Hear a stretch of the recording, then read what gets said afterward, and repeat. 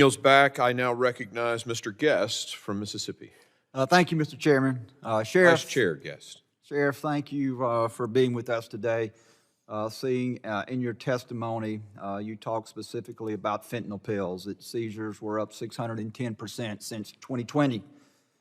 You heard Mr. Byer just testify a few moments ago that the solution to the drug problem is we must protect drug users. That the solution is we need to legalize fentanyl strips. What, in your opinion, is the solution to the drug problem? Is the solution not to close the border, to stop the drug from ever entering the country, and not to try to make it easier for people to use and consume illegal drugs? Yes, Mr. Guest. I agree with you. Have to curb demand. This is like mopping the bathroom floor without turning off the tub water. You've got to turn off the tub water if you're ever going to curb demand. Right now, fentanyl in Arizona is 16% higher than it was all of last year. So think about what that's going to be by the end of this year. And let me ask you, we just returned from the border. There was a group of 11 members of this committee who went to the border. That is my fourth border visit in approximately 18 months.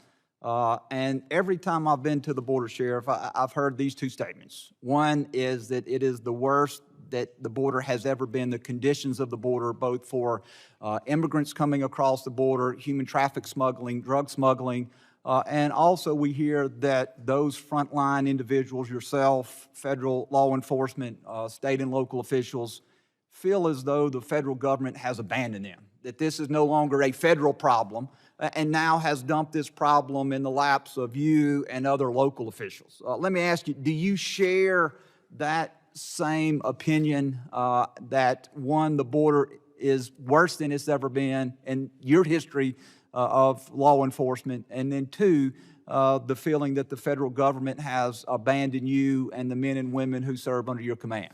Absolutely. It is far, far worse than it's ever been for us. And I do share the opinion that the federal government has abandoned us.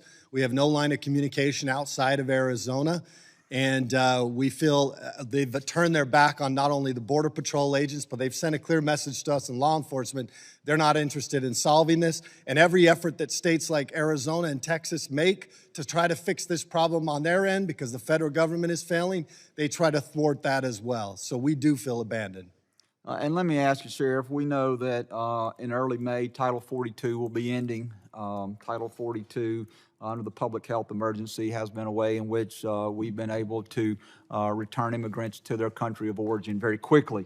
We know that DHS's own numbers, their internal numbers, which they've shared with us and which have been shared publicly, said that they believe that as many as 14,000 immigrants a day will enter the country once Title 42 expires. My public school math, 14,000 immigrants a day at roughly 30 to 31 days, depending on what month you're looking at, 425,000 immigrants a month. Last December was the worst month we had ever had, 250,000. And so we would be looking at adding another 175,000 in addition to the 250 once Title 42 goes away, assuming that the numbers DHS has provided is correct. What would that do to your community?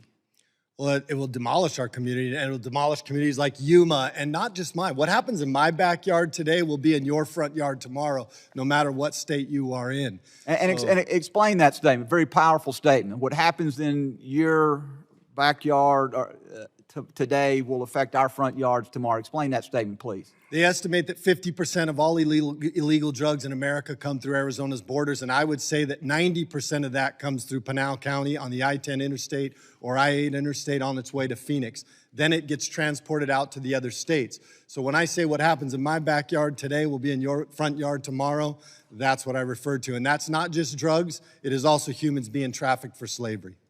And let me ask you this, Sheriff. We've had testify before this committee, before Secretary Mayorkas has testified on several occasions. He's told both myself and Congressman Bishop to my right that the border's secure.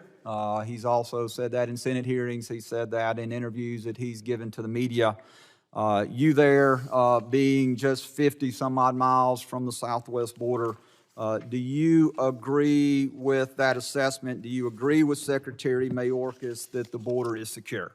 I'd like to preface this first by saying I tragically lost my son and my granddaughter in December in a car accident. I got a handwritten note from Secretary Mayorkas, which touched my heart deeply, but I do not agree with his sentiment that the border is secure. It is not secure. It's never been more unsecure.